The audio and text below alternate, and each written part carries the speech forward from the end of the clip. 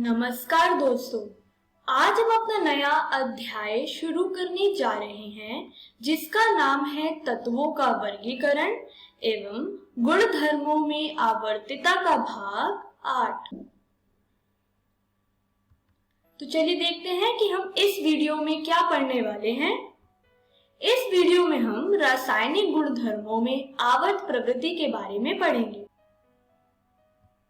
तो चलिए शुरू करते हैं आज का पहला विषय जो है रासायनिक गुणधर्मों में आवर्त प्रवृत्ति। जैसा कि हमने पिछली वीडियो में पढ़ा था, हमने परमाणु त्रिज्या की आवर्त प्रवृत्ति के बारे में पढ़ा था। हमने आयनन एंथैल्पी या आयनाइजेशन एंथैल्पी की प्रवृत्ति के बारे में पढ़ा था। हमने इलेक्ट्रॉन लब्धि एंथैल्पी के बारे में पढ़ा था और हमने विद्युत ऋणात्मकता की प्रवृत्ति के बारे में भी पढ़ा था। यह सारे गुणधर्म किसी तत्व की भौतिक गुणधर्म कहलाती है। भौतिक गुणधर्म का मतलब है फिजिकल प्रॉपर्टी। यानी हमने पिछली वीडियो में इन भौतिक गुणधर्मों की आवर्त प्रवृत्ति के बारे में जाना। स्क्रीन पर दिए गए पिक्चर उन सारी प्रवृत्ति के बारे में आपको याद दिला रहा है जिससे आपने पिछली वीडियो में पढ़ा है। यानी जब हम ऊपर से नीचे किसी वर्ग में चलते हैं तो एटॉमिक रेडियस या परमाणु त्रिज्या बढ़ती है, वही आवर्त में परमाणु त्रिज्या घटती है। उसी तरीके से आयनन एंथैल्पी आवर्त में बढ़ती है और वर्ग में घटती है और वैद्युत ऋणात्मकता आवर्त में बढ़ती है लेकिन वर्ग में घटती है। भौतिक गुणधर्मों की आवर्त प्रवृत्ति को जानने के बाद अब बात करते हैं रासायनिक गुणधर्म की। आज की इस वीडियो में हम दो तरह की रासायनिक गुणधर्म के बारे में बात करेंगे। एक होगी ऑक्सीकरण अवस्था जिसे इंग्लिश में हम ऑक्सीडेशन स्टेट कहते हैं और दूसरी है रासायनिक अभिक्रियाशीलता जिसे इंग्लिश में हम केमिकल रिएक्टिविटी कहते हैं। आज की इस वीडियो में हम इन दोनों गुणधर्मों के बारे में विस्तार से पढ़ेंगे। पहले बात करते हैं ऑक्सीकरण अवस्था में आवर्तिता यानी पीरियोडिसिटी इन ऑक्सीडेशन स्टेट के बारे में।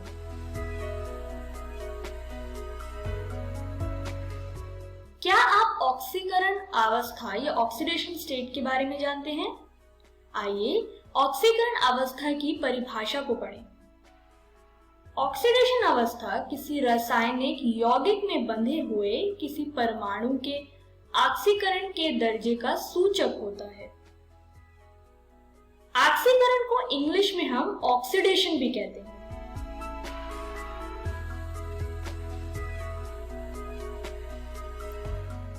ऑक्सीकरण संख्या यह बताती है कि यौगिक में परमाणु कितने इलेक्ट्रॉनों को खो चुका है। वह तत्व जो कि किसी बंध में नहीं होता उसका ऑक्सीकरण अवस्था शून्य होती है। आइए इसे एक उदाहरण से समझें। क्या आप बता सकते हैं कि Ag किस तत्व को कहते हैं? सिल्वर का सूत्र Ag होता है। जब Ag किसी दूसरे तत्व के साथ बंध में नहीं होता तो सिल्वर यानी Ag का ऑक्सीकरण अवस्था शून्य होती है। उसी तरीके से ऑक्सीजन जिसका सूत्र O होता है, इसकी भी ऑक्सीकरण अवस्था शून्य होगी जब यह किसी और तत्व के साथ बंध में नहीं होगी। इलेक्ट्रॉन ऋणात्मकता को ध्यान में रखते हुए एक विशेष यौगिक में तत्व के किसी परमाणु द्वारा अन्य परमाणु के आवेश की संख्या ग्रहण करने को उसकी ऑक्सीकरण अवस्था कहते हैं। इसको विस्तार से समझने के लिए आइए एक उदाहरण को देखते हैं। स्क्रीन पर आप एक अणु देख पा रहे हैं। यह अणु दो तत्वों से बना है यानी ऑक्सीजन और फ्लोरीन। क्योंकि फ्लोरीन की ऋणात्मकता ऑक्सीजन से ज्यादा है, तो फ्लोरीन का आवेश होगा -1 और OF2 में 2 फ्लोरीन होते हैं। इसीलिए जब इसे हम एक इक्वेशन में सॉल्व करेंगे तो ऑक्सीजन की ऑक्सीकरण अवस्था आएगी +2, यानी OF2 अणु में ऑक्सीजन की ऑक्सीकरण अवस्था है +2। इसे अगर एक और उदाहरण से समझें तो Na2O एक अणु है जो कि सोडियम और ऑक्सीजन से बना है। क्योंकि सोडियम की ऋणात्मकता ऑक्सीजन से कम होगी और इसे अगर हम एक इक्वेशन में सॉल्व करें तो ऑक्सीजन की ऑक्सीकरण अवस्था आएगी -2, यानी Na2O में ऑक्सीजन की ऑक्सीकरण अवस्था है -2। आप एक स्क्रीन पर टेबल देख पा रहे होंगे। इस टेबल में विभिन्न प्रकार के समूहों की ऑक्सीकरण अवस्था, जिसे हम संयोजकता भी कहते हैं, दर्शा रखा है। जैसे वर्ग 1 के तत्व की संयोजकता 1 होगी क्योंकि उसमें संयाजी इलेक्ट्रॉन की संख्या 1 होती है। बाकी का टेबल आप अपनी कॉपी में लिख सकते हैं। विभिन्न तत्वों के ऑक्सीजन अवस्था को समझने के लिए इनके हाइड्राइड और ऑक्साइड को पढ़ते हैं। जैसा कि स्क्रीन पर दिए गए टेबल पे आप देख पा रहे होंगे, विभिन्न प्रकार के वर्गों में उपस्थित तत्व विभिन्न तरीके के हाइड्राइड बनाते हैं, जिनके सूत्र को आप देख पा रहे होंगे। उसी तरीके से विभिन्न प्रकार के तत्व विभिन्न तरीके के ऑक्साइड भी बनाते हैं। उनमें से 2 वर्गों में उपस्थित तत्वों के ऑक्साइड को आप स्क्रीन पर देख पा रहे होंगे। इसके बारे में विस्तार से हम आगे के चैप्टर्स में पढ़ेंगे। अब बात करते हैं विकर्ण संबंध की, जिसे इंग्लिश में हम डायगोनल रिलेशनशिप भी कहते हैं। दूसरे और तीसरे आवर्त में कुछ तत्व पाए जाते हैं जो कि एक दूसरे से विकर्ण रूप में उपस्थित हैं। इन तत्वों में कुछ तरीके की समानताएं पाई गई और ऐसे तत्वों के संबंध को हम विकर्ण संबंध कहते हैं, यानी डायगोनल रिलेशनशिप भी कहते हैं।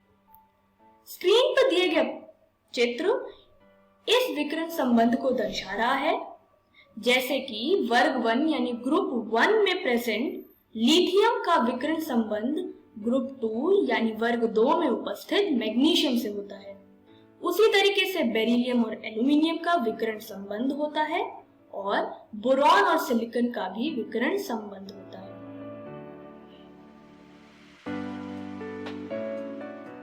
इस विकर्ण संबंध में उपस्थित तत्वों की समान गुणधर्म होते हैं।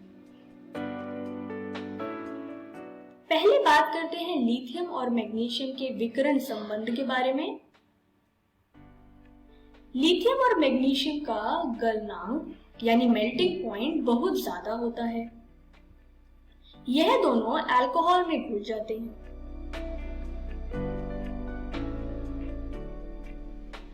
लिथियम और मैग्नीशियम नाइट्राइड बनाते हैं, जिसका आप सूत्र देख पा रहे होंगे। अब बात करते हैं बेरिलियम और एल्यूमिनियम के विकर्ण संबंध के बारे में। बेरिलियम और एल्यूमिनियम की आयन त्रिज्या लगभग समान होती है।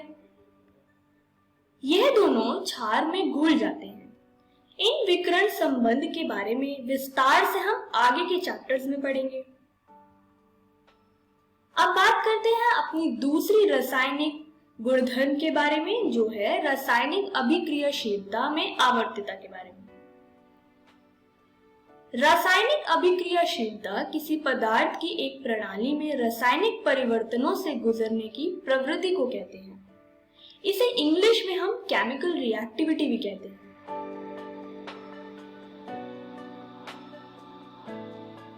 सबसे ज्यादा रासायनिक अभिक्रियाशीलता आवर्त सारणी में अत्यधिक बाएं और या अत्यधिक दाएं और उपस्थित तत्वों में होती है। रासायनिक अभिक्रियाशीलता के आधार पर इनके धात्विक गुणधर्मों को समझा गया। जैसा कि हमने पिछली वीडियो में पढ़ा था, जब हम वर्ग में ऊपर से नीचे की ओर जाते हैं तब धात्विक गुणधर्म बढ़ता है, वहीं जब हम आवर्त में चलते हैं तो धात्विक गुणधर्म घटता है। यानी जब हम ग्रुप में ऊपर से नीचे की ओर बढ़ते हैं तो मेटालिक कैरेक्टर बढ़ता है और पीरियड में मूव करते हैं तो मेटालिक कैरेक्टर घटता है। धात्विक गुणधर्म के आधार पर तत्व 3 तरीके के ऑक्साइड बनाते हैं, जैसे कि पहले तरीके का ऑक्साइड होता है क्षारीय ऑक्साइड, अम्लीय ऑक्साइड और उभयधर्मी ऑक्साइड। आज के इस वीडियो में हम इन तीनों के बारे में जानेंगे। स्क्रीन पर दिया गया पिक्चर एक आधुनिक आवर्त सारणी का है। इसमें तत्वों को 3 रूप में बांटा गया है। कुछ तत्व जो कि पीले से दिखाया गया है वो होते हैं धातु। धातु क्षारीय ऑक्साइड बनाते हैं। जो तत्व ग्रीन या हरे रंग से दर्शाया गया है वो होते हैं अधातु। अधातु अम्लीय ऑक्साइड बनाते हैं और जो तत्व पर्पल रंग से दर्शाया गया है वो होते हैं उपधातु यानी मेटलॉइड, जो कि उभयधर्मी ऑक्साइड बनाते हैं। पहले बात करते हैं क्षारीय ऑक्साइड की। क्षारीय ऑक्साइड अम्ल यानी एसिड के साथ प्रतिक्रिया करके लवण और पानी बनाते हैं, जैसा कि स्क्रीन पर दिए गए रिएक्शन में आप देख पा रहे होंगे। उसके बाद आता है अम्लीय ऑक्साइड, जिसे इंग्लिश में हम एसिटिक ऑक्साइड भी कहते हैं। यह क्षार के साथ प्रतिक्रिया करके लवण और पानी बनाते हैं, जैसा कि स्क्रीन पर दिए गए रिएक्शन में दिखा रखा है। और तीसरे तरीके के ऑक्साइड होते हैं उभयधर्मी ऑक्साइड, जो कि क्षार और अम्ल दोनों के साथ प्रतिक्रिया करके लवण और पानी बनाते हैं। तो आइए देखते हैं कि हमने इस वीडियो में क्या सीखा। हमने रासायनिक गुणधर्मों में आवर्त प्रवृत्ति के बारे में जाना। तो चलिए देखते हैं कि हम अगली वीडियो में क्या पढ़ने वाले हैं। अगली वीडियो में हम अपना नया चैप्टर शुरू करेंगे, जो है रासायनिक आबंधन तथा आणविक संरचना। Thank you.